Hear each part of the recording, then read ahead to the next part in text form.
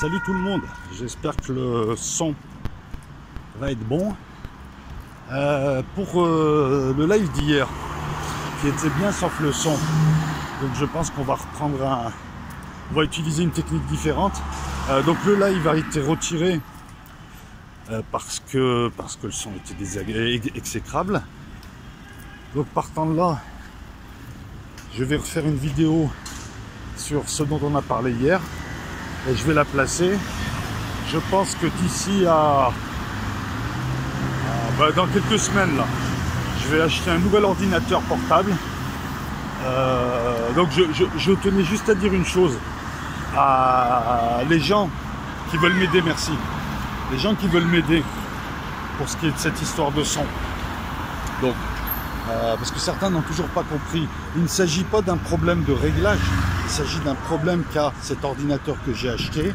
Voilà, donc c'est pour ça que hier j'étais un petit peu irrité, parce que ça fait 15 fois que je le dis. C'est l'ordinateur qui a un problème, les réglages on sait tous faire. Ce n'est ni le casque, ni moi. Donc certains ne l'ont peut-être pas compris, mais parce que je sais faire des réglages, je sais installer un micro. Donc merci. Pour celui qui me dit oui mais hier tu as donné ton PayPal, déjà c'est pas mon PayPal. Hier des gens m'ont demandé est-ce que tu as un PayPal ou un Tipeee, je l'ai donné. Ce PayPal ou Tipeee, c'est celui de la chaîne. On est en train de lancer quelque chose. Je pense pas que je sois à 20 € près ou à 30 € près. Le but c'était de favoriser la chaîne. Le but c'était aussi éventuellement peut-être de favoriser ceux qui interviennent régulièrement, de les aider aussi. Moi je ne suis pas à 20 € près. Maintenant tu évoques mon PayPal, je viens de faire à peu près 35 heures en quelques jours. Ce que tu ne vois pas pour cette chaîne, je perds des abonnés et j'ai pas gagné un rond. Donc faut arrêter avec ça. Si tu parles de mon PayPal, je t'invite à venir à Marseille, à venir travailler avec moi là. Tu vois, là je vais au boulot. Entre temps, je tiens à faire cette précision, ça commence à me saouler, ces gens qui ne voient pas que tu passes 30 ou 35 heures ou 40 heures pour quelque chose, pour leur donner un contenu, et qui ne retiennent que hey, il a un PayPal, il a un PayPal, il a un PayPal. Je crois que je suis à 20 € près, sérieusement, le gars. Ce que me donne YouTube, je le gagne en faisant une vente. Donc ça m'agace aussi. Voilà, ça se croit malin, mais bon, si c'est pour m'aider comme ça, c'est pas la peine. Non, mais je le dis franchement. Voilà, donc je vais racheter un nouvel ordinateur parce que j'ai les moyens d'acheter des ordinateurs, j'ai les moyens de bien vivre, je vis bien. Voilà. Donc si c'est pour me dire oui mais je comprends pas, tu as donné ton PayPal, pourquoi est-ce que tu n'ouvres pas une chaîne et tu proposes pas ce que je propose à l'heure actuelle? Voilà, parce que moi ce que je propose là c'est gratuitement, je perds de l'argent pour vous. Donc je trouve assez désagréable et déplaisant de ne retenir que le fait de donner un PayPal. Pourquoi vous n'allez pas voir tous ces gens à 2 ou 3 millions d'abonnés qui tournent à 3-4 000 € par mois et qui eux ont un PayPal, un Tipeee, vendent des t-shirts? Pourquoi vous n'allez pas emmerder Cyprien, AstronoGeek, tous ces gens qui ont raison de le faire? Donc je trouve assez déplacé de venir me parler de ça alors que je ne l'ai pas évoqué. Je ne force personne à le faire. Ce que moi je demande c'est surtout aux abonnés, c'est des partages. Et le PayPal j'en ai rien à foutre. Je vis sûrement mieux que toi en ce moment. Là les affaires tournent, tout va bien. Voilà. Je vends des fringues à côté, j'ai un petit business de fringues, je suis salarié d'un côté, donc il faut arrêter ça. Alors tu viens proposer ce que je propose.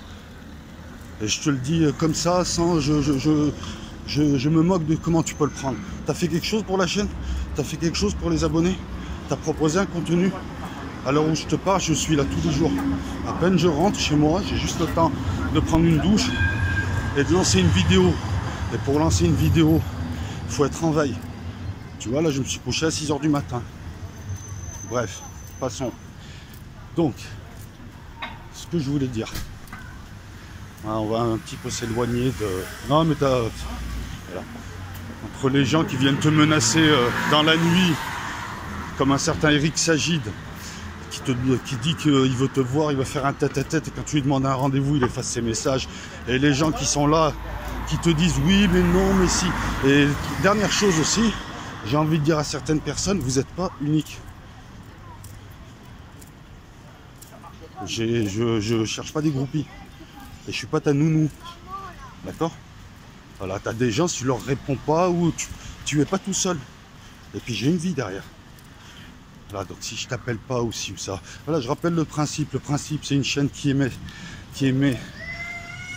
va émettre quotidiennement, qui pose des vidéos. Si tu veux aider, ramène du contenu, fais quelque chose, mais abstiens-toi de ce genre de critique où voilà, ça vaut pas plus qu'il est sale ou il est propre ou machin. Ça, c'est... Bref. Donc, pour revenir un petit peu à cette histoire dont on a parlé hier. Ah non, avant que j'oublie aussi. Ce soir, il y aura un live encore. Eh oui, il y aura un live si je peux obtenir l'OBS de quelqu'un. Parce que bon, à la base, je devais faire... Attention, et regarde devant toi aussi. Connasse. Ah, je m'excuse. J'adore certaines personnes dans la rue, elles te voient, elles baissent ta tête, elles te foncent dessus. Croyant qu'en ne te voyant pas, tu ne seras plus là, tu ne seras plus un obstacle. Donc je m'excuse, mais bon. Hier, on a parlé de plusieurs choses. On a fait un spécial Moyen-Orient. Encore un truc que j'ai oublié, pardon. Pour le Fouad, l'ambulancier, je vais t'envoyer un message. Si on peut faire un hangout ensemble pour que tu expliques un petit peu le cas des ambulanciers, ok. Si tu es sur Marseille, on peut se capter dans la semaine, là, ce week-end. On va se boire un café, on se fait une petite vidéo et tu vas nous évoquer un peu le problème des ambulanciers parce que la chaîne, elle est là aussi pour diffuser ce genre de contenu. Et puis si ça permet, je sais pas, de sensibiliser des personnes à votre cause, c'est pas plus mal, c'est tant mieux. Mais on va revenir un petit peu à ce que je vais appeler le cas Khashoggi. Oui, j'aime bien les jeux de mots, le cas Khashoggi. Donc, depuis quelques jours, il faut que je traverse sans me faire écraser. Depuis quelques jours, hop là, ça s'agite puisque nous avons un journaliste du... Alors quel est son journal? Je te dis pas de bêtises, c'est le Washington Post, voilà. Je fais toute tête. Donc un certain Jamel Khashoggi, journaliste aux USA, de nationalité saoudienne, qui était sur la liste noire de MBS, le prince sortant, j'ai envie de dire le prince dégageant.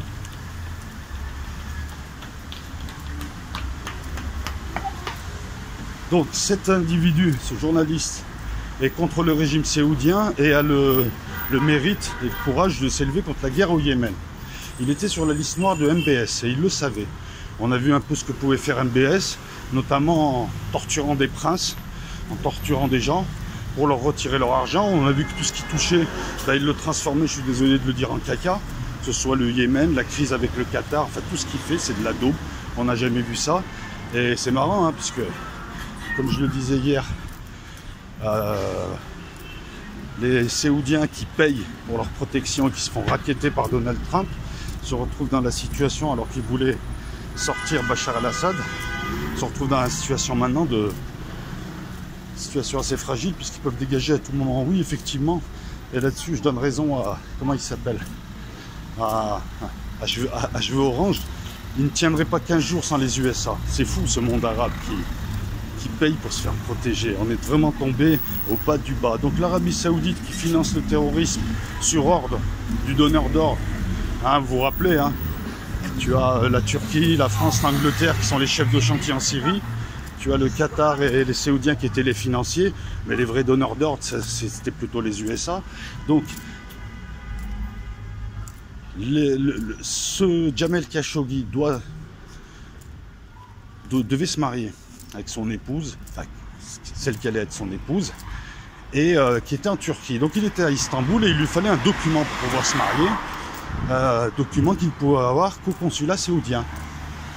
Se sachant menacé, mais voulant absolument ce document parce qu'il tient à se marier avec sa copine, Khashoggi donc il va, mais place une montre intelligente sur lui, au bras je pense, hein. Je vois pas où il pourrait la mettre, autour de quoi il pourrait la mettre sinon, et laisse un iPhone il me semble à sa copine, on va dire sa copine, tiens, sa compagne, voilà c'est mieux. À cet âge là, ouais, on dit, il vaut mieux dire compagne que copine. Et il va au consulat. Tout le monde sait, hein, tout le monde sait que les consulats et les ambassades étrangères d'un pays sont toujours plus ou moins surveillés, contrôlés par les services du pays hôte. C'est une règle, on le sait tous, tout le monde en tient compte. Il n'y a rien d'ailleurs qui se passe dans les ambassades. Lorsque un pays, une puissance fait une opération dans un pays, ils évitent tout contact avec leur ambassade, ils évitent tout contact avec leurs officiels. Voilà pourquoi on les appelle des illégaux. Donc, tout le monde sait ça, apparemment, sauf les Saoudiens. Alors, je m'étonne du degré de bracassitude que ces gens peuvent atteindre. Puisque, peu avant qu'il arrive, il me semble le jour même d'ailleurs, hein, parce que son passage au consulat saoudien était prévu. Donc peu de temps avant, on voit arriver 15 types qui arrivent à 1h28 à l'aéroport, qui quittent l'aéroport à 3h05 à peu près, hein, le minutage n'est pas super précis, mais c'est à peu près ça, qui vont à l'ambassade saoudienne et qui quelques heures après, une fois que Khashoggi est rentré, quelques heures après repartent.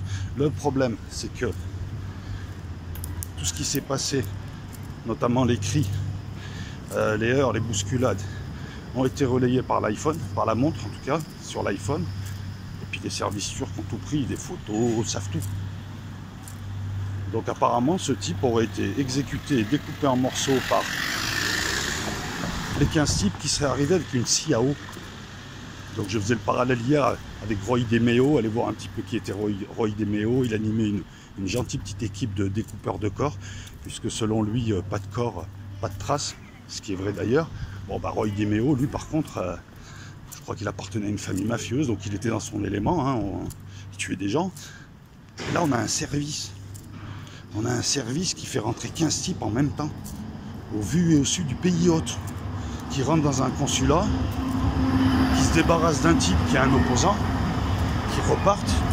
D'après ce que j'ai cru lire, enfin je l'ai lu d'ailleurs, et j'y ai cru, la montre iPhone serait restée sur l'un des morceaux, puisqu'il aurait été découpé en morceaux, pour être exfiltré, et elle indiquerait une position en Arabie Saoudite. Donc, le truc est tellement hallucinant qu'au départ, j'y ai pas cru. Quand tu procèdes à une opération comme celle-là, déjà, tu introduis pas des gens d'une manière aussi visible, encore moins 15 personnes. Pourquoi 15 personnes? Je comprends pas. Non, parce qu'à la limite, ils auraient pu juste se contenter de certains officiels de l'ambassade pour faire leur affaire. C'est une personne âgée. Je ne pense pas que cette personne soit forte comme Hercule. 2-3 personnes suffisaient. 2-3 personnes déjà dans l'ambassade. Donc, déjà, je comprends pas.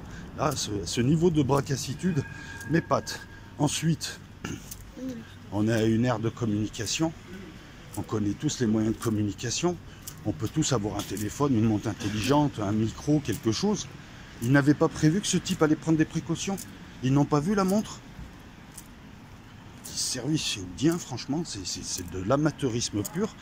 Et ça donne une situation ubuesque. Donc des gens qui voulaient détrôner un président soutenu par sa population, en tout cas par la grande majorité de sa population, se retrouvent eux maintenant dans l'embarras, puisque tout le monde les désigne comme étant des criminels. Alors les Turcs ont obtenu de pouvoir fouiller tout le consulat, c'est ce qu'ils ont fait, ils n'ont rien trouvé puisque le corps est parti en plusieurs épisodes, hein, parce que oui, Jamel Khashoggi maintenant c'est une série, hein, saison 1, saison 2, avec tous ces épisodes, hein, il a remis le morceau le gars. Ensuite MBS, le prince sortant, qui déclare qu'il va faire une enquête complète. Alors là j'ai envie d'éclater de rire, ben oui, c'est lui qui dirige. Une enquête complète, ça veut dire quoi une enquête complète? Sachant que c'est lui qui dirige le truc, il est au courant de tout. Donc c'est quoi cette histoire? Et donc depuis, les Saoudiens sont dans la ligne de mire et les USA sont gênés. Ils sont gênés parce que c'est leur principal bailleur de fonds.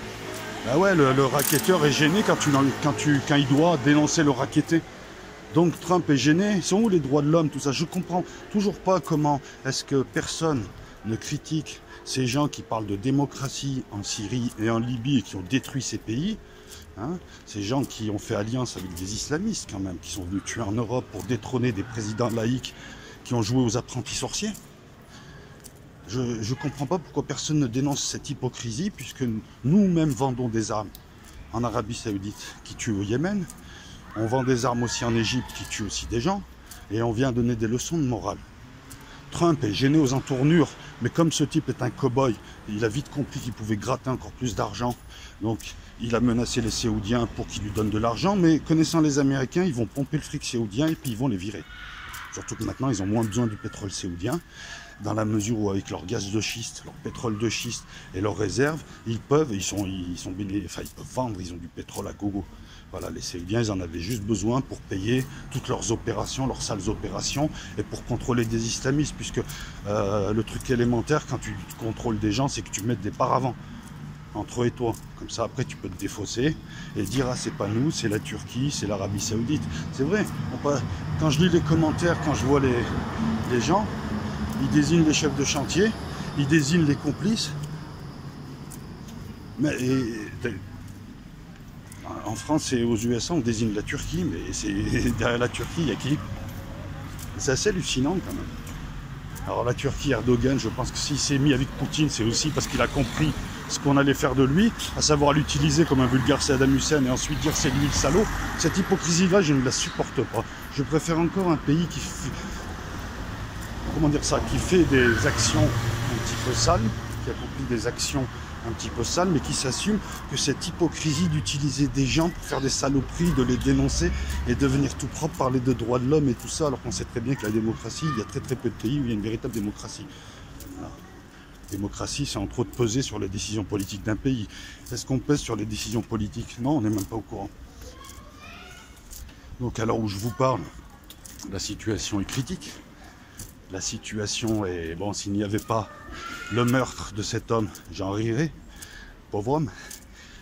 Et on ne sait pas comment ça va déboucher, mais en tout cas, moi ce que je vois, c'est que depuis 2011, Bachar el-Assad est là et tous ceux qui se sont pris à lui, finalement, sont dans la tourmente. Donc, moi je ne suis pas naïf. Je sais que ça ne fera pas tomber Trump. Je sais qu'il va peut-être rien se passer. Par contre, je pense que connaissant un petit peu ces gens et leur manière de faire pour les avoir observés depuis des années, je pense qu'ils vont lâcher l'Arabie Saoudite. Pour l'Arabie Saoudite, c'est simple, hein. Il faut savoir, puisqu'on parle aussi, on passe notre temps aussi à parler des pays du tiers-monde, que la classe politique française est corrompue, qu'il y a des gens qui passent leur week-end là-bas, qu'on leur fait des cadeaux somptueux.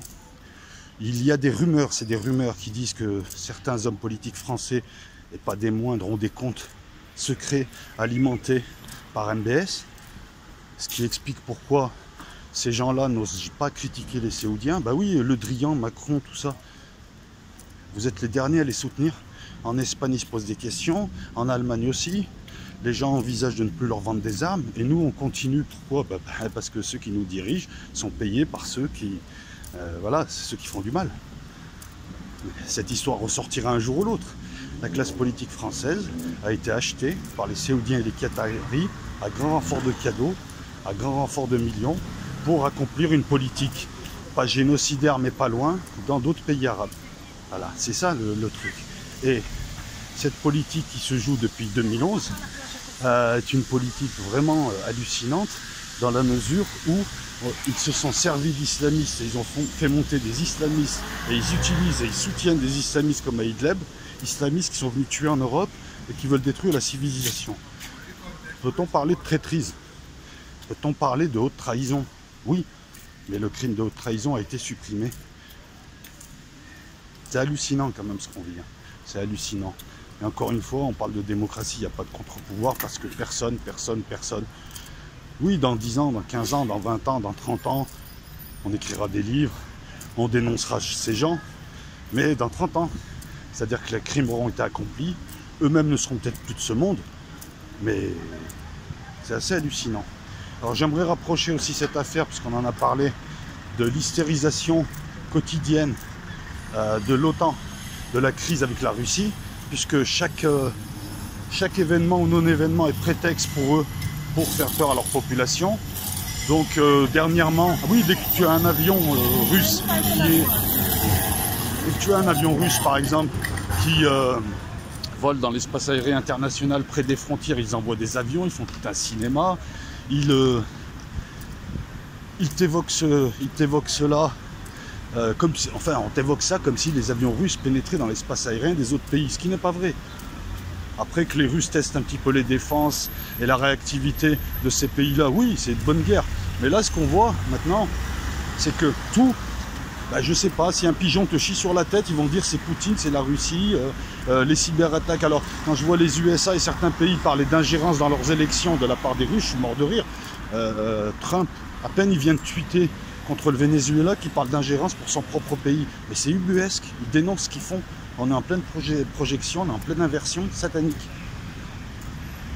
Donc les Pays-Bas qui sont aussi c'est l'autre pays des lèche-cul, un gros vassal des Américains qui sont prêts à tout, notamment à acheter des F-35 plutôt qu'acheter européens, ont arrêté 4 agents du GRU. Et c'est là où il faut réfléchir, les amis. Ils ont arrêté 4 agents du GRU. Alors, qu'est-ce que le GRU? Le GRU, c'est le service de renseignement militaire russe. Avant, vous aviez le KGB, le GRU, entre autres, parce qu'il y avait d'autres services encore, mais bref, il y a toujours des services cachés et autres. Le KGB n'est plus le KGB, c'est devenu le FSB pour l'intérieur, et à l'extérieur, c'est le SVR.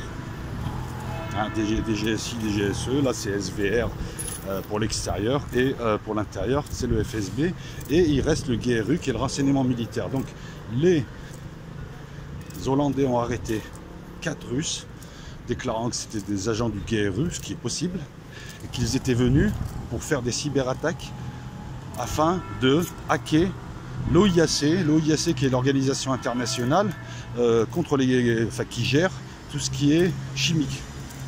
C'est cette même organisation qui était en Syrie, qui a déclaré à plusieurs reprises qu'elle n'avait pas de preuves, que Bachar al-Assad utilisait des gaz de combat contre sa population. C'est cette même organisation qui gère tout ça, bref.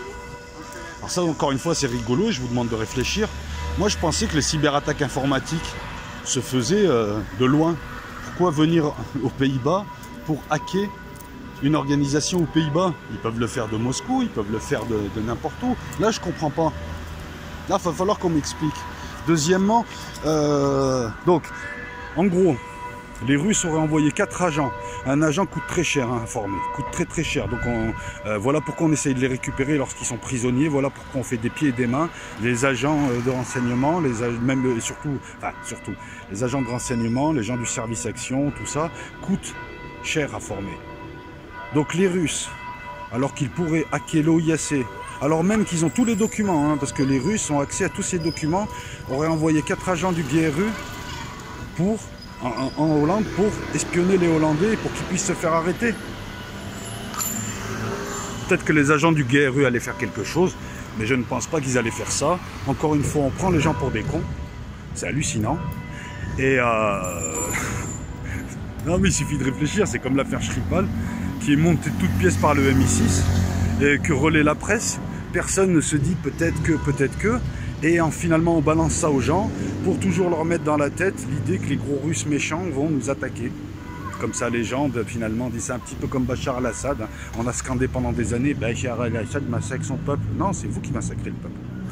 Voilà, donc je finirai. Alors, je vais vous montrer quelque chose, c'est la girafe à Marseille. Regardez. Alors là, je vais au travail, mais je vais poser des bouquins à la girafe. Regardez, en fait, c'est un système. C'est un système où les gens... Je vais faire comme ça, on va laisser passer les gens. C'est un système où les gens prennent des livres gratuitement, comme là, et viennent en poser. Donc moi, il m'arrive d'en prendre, il m'arrive d'en poser. C'est basé sur une régulation sérieuse, c'est-à-dire que je ne viens pas prendre tous les bouquins. Je prends un bouquin quand j'ai envie de lire un livre, sinon j'en pose régulièrement, comme tout le monde.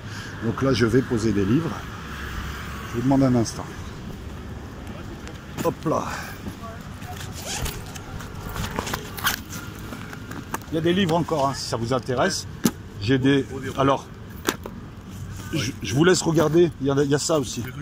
L'école. Ouais, enfin, il y a un peu de tout, c'est varié. Si ça vous intéresse. Hein. Ouais, Michael Jackson, ça m'intéresse. Ouais, voilà, il y a 4-5 livres de Michael Jackson assez sympas. Voilà, vous avez Cérillon, Michael Jackson, voilà. Voilà, bonne journée, messieurs, dames. Merci, bonne journée. Je vous en prie. Donc c'est un système que je trouve assez sympathique. Il y a 2 choses ici que je trouve très sympathiques. C'est les gens qui mettent des fleurs dans leurs rues et ça donne des rues fleuries. Je vous ferai un petit reportage un samedi sur ça. Je trouve ça super. Et le système de la girafe, regardez. Donc c'est Zéphira, je crois qu'elle s'appelle, et le petit girafon s'appelle Marcel. Et donc on vient, on se sert, on pose des livres, on enlève, et ça marche. Hein, ça marche, il n'y a personne qui vient brûler, il n'y a personne qui vient détruire, il n'y a personne. Ceux qui aiment les livres prennent, se servent, voilà. Et il m'arrive très souvent, parce que moi je cavale souvent dans Marseille, j'achète des fripes, je récupère des fripes de luxe et autres, et il m'arrive souvent de tomber sur des stocks de livres aussi. Et donc quand je ne peux pas, quand je n'ai pas besoin de ces livres, quand j'ai fini de les lire, je les pose ici comme tout le monde. Ben oui, encore une fois, on est dans l'équilibre, tu prends, tu donnes, tu échanges, et c'est super. Donc voilà, donc je préfère poser cette vidéo ce soir pour pouvoir gérer le titre, l'illustration. Elle sera posée donc ce soir, mercredi. Cette vidéo donc remplace le live parce que la qualité de son du live est exécrable, je ne peux pas le laisser. Et pour ce qui est des problèmes de son, c'est pas un problème de son, c'est un problème d'ordinateur. Donc ce soir, non, je vais la poser là, tiens, je vais la mettre là, la vidéo. Ce soir, normalement, hein, faut que j'appelle Aziz, on fera un live sur la chaîne d'Aziz, comme on devait faire au départ, avec OBS. Le live de ce soir va porter sur la couverture de The Economist 2019. Encore un autre sujet, on varie.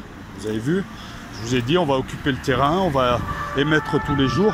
Donc nous parlerons de cette couverture qui est bien plus qu'une couverture, qui est quelque chose d'intriguant. Jusque-là, nous avions des couvertures bourrées d'informations, tellement pleines d'informations et de symboles qu'on avait même du mal à décrypter. Là, moi, ce que je vous propose, c'est ce soir, on va décrypter cette couverture. Ben, c'est très simple. Un fond noir, une écriture blanche au milieu, rien que ça, et un petit carré rouge. On a trois couleurs, le rouge et le noir satanique ou luciférien, tout dépend. Le blanc divin, et il y a marqué The World in 2019. Allez interpréter ça. Elle est d'une austérité et d'une sobriété inquiétante. D'après les premières interprétations que nous pouvons en avoir, ça supposerait un blackout en 2019.